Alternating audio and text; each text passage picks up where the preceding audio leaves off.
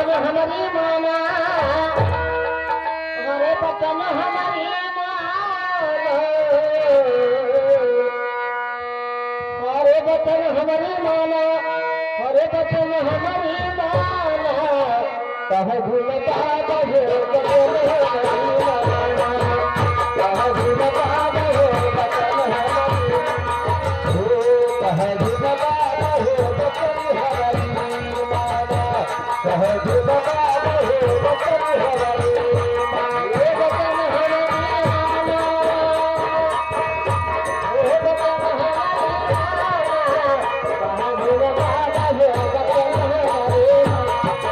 कह भूलता बहे बचन हमारी माना, कह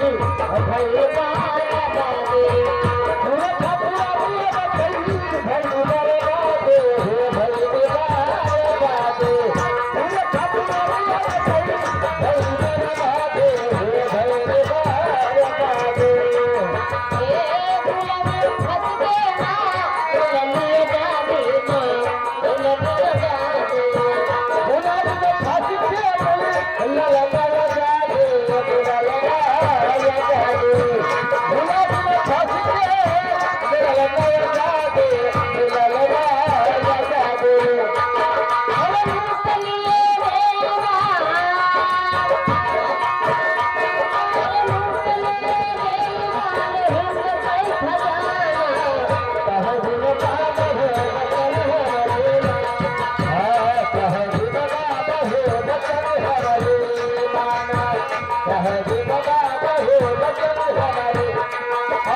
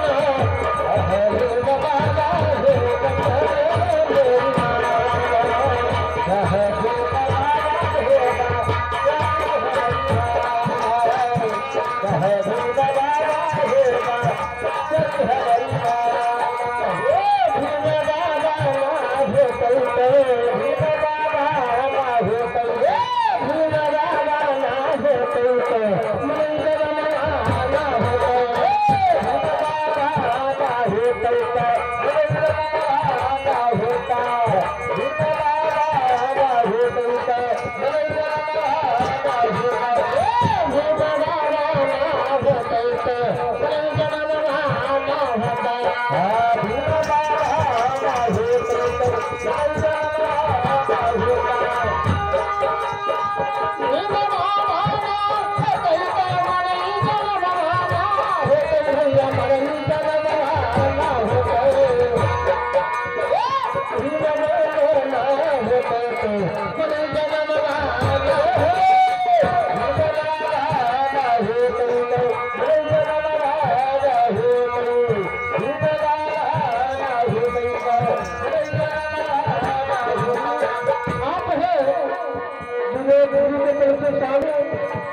अगर हमारे बाबा साहब रहे होते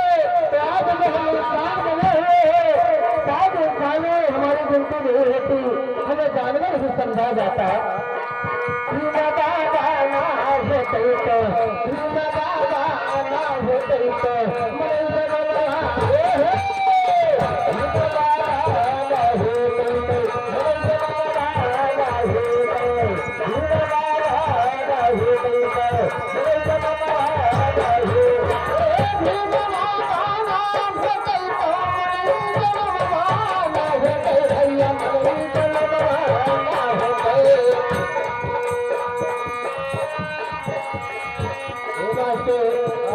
आज मेरे पास तुम्हारे पास अगर तू अल्लाह का काम वाली देते के हम जाओ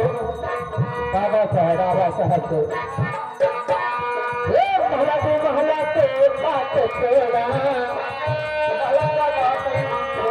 महला के बात छोड़ा कच्चा घर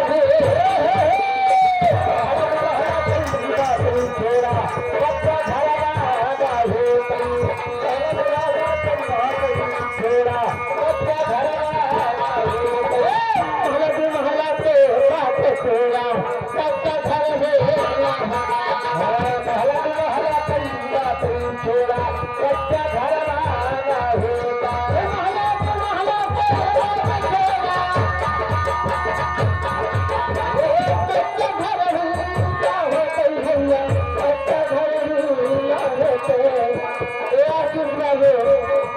आज हमारा तो अगर पुराना हुआ, अगर हमें इतनी जानकारी ना रहा, अगर पहल नफर ना रहती तो शायद तू कहाँ रहता हम कहाँ रही।